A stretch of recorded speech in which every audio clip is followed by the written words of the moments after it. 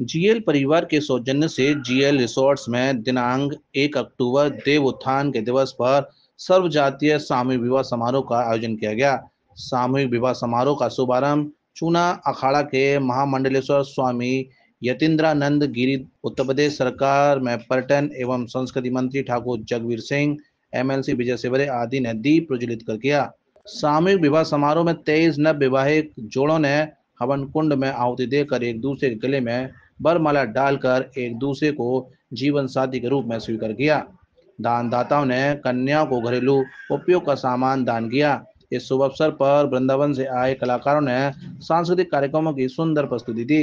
सामूहिक विवाह समारोह में दाम्पत्य जीवन में बंधे नव विवाहित जोड़ों को मुख्य अतिथि महामंडलेश्वर स्वामी यतीन्द्रानंद गिरी, पर्यटन एवं संस्कृति मंत्री जगबीर सिंह, एमएलसी विजय सिवरे और जीएल परिवार ने आशीर्वाद दिया।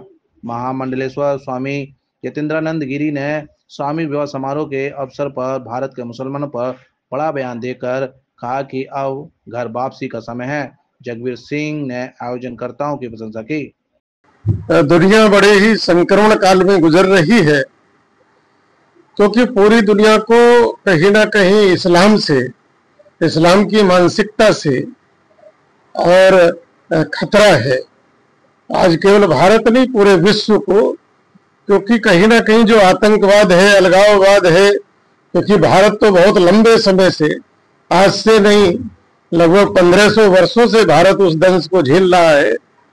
यहाँ आक्रमण होते रहे हैं, तो आज पूरी दुनिया संक्रमण काल से गुजर रही है और कहीं ना कहीं पूरी दुनिया आज सनातन की ओर देख रही है, क्योंकि सनातन सद्भाव का, मानवता का, बंधुत्व का, प्रेम का, जीवन मूल्यों का धर्म है और आज पूरी दुनिया कहीं ना कहीं उसको चाहती है और सनातन करवट बदल रहा है और पूरी दुनिया कहीं ना कहीं सनातन की छत्र छाया में आने के लिए लालायित है।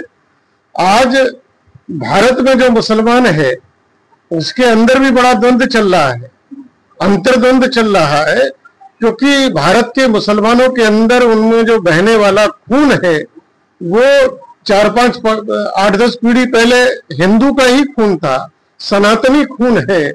उस समय मुगलों के बर्बर अत्याचार से वो धर्म छोड़ने के लिए मजबूर हुए। भारत का कोई भी मुसलमान अपनी मर्जी से मुसलमान नहीं बना है, वह धर्म छोड़ने को मजबूर हुआ है और आज कहीं ना कहीं वो सनातन की ओर, यानी अपने मूल धर्म की ओर देख रहा है। बड़ी मात्रा में मुसलमान फिर से अपने मूल धर्म सनातन में आना चाहते हैं और अब धीरे धीरे हिंदू समाज भी कहीं ना कहीं उसकी मानसिकता बन रही है कि ये सब हमारे अपने लोग हैं, इनको वापस उनके मूल सनातन हिंदू धर्म में लेना चाहिए और वह दिन दूर नहीं है कि भारत में घर वापसी का दौर चलेगा और भारत के जितने मुसलमान हैं वो फिर से अपने पूर्वजों के धर्म, मूल धर्म सनातन की ओर आएंगे। ऐसी संभावना और ऐसी परिस्थितियां देश के अंदर बनती जा रही है। आज सामूहिक विवाह जो मैं समझता हूँ सबसे पुण्य का कार्य माना जाता है।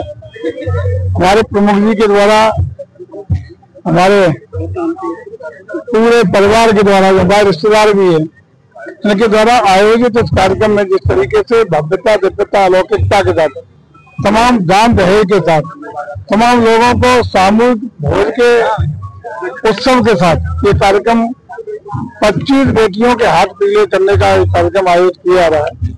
इसके लिए बहुत बहुत बधाइयां, शुभकामनाएं। और पुनीत कार्य में हम है, मालूम अमर जी साहब है, प्रमुख जी है, सब लोग यहाँ एक आहुति के रूप में सम्मिलित होने का सौभाग्य मिला है। ईश्वर की कृपा और मैं समझता हूँ ऐसे पुण्य के कार्य, यदि ईश्वर ने किसी को भी इस योग्य बनाया है कि गरीब, दबे कुचले, वंचित, शोषित समाज की मदद कर सकें, सेवा कर सकें और खास रूप से किसी भी इस तरह के आयोजन को करके बेटियों के नव जीवन की शुरुआत करा सकें, तो इससे ज्यादा पुनीत कार्य सनातन संस्कृति में और कोई माना नहीं गया है। तो ऐसे पुनीत कार्य के अवसर पर इस परिवार को और जिन जिन लोगों ने इस आयोजन में अपनी सहभागिता की है उनको बहुत बहुत बधाइयां और शुभकामनाएं। आज हमारे गौ सेवा आयोग के सदस्य हों, अन्नमानी विधायक हों, हमारे प्रमुख जी हों, हमारे जिला कोऑपरेटिव बैंक के चेयरमैन हो, ये बहुत सारे लोग यहाँ अपने आशीर्वाद देने के लिए उपस्थित है। मैं आज बहुत शुक्रगुजार हूँ गुरु जी का कि आज गुरु जी ने मुझे दर्शन दिए, और ये मेरा पर्सनल प्रोग्राम नहीं है।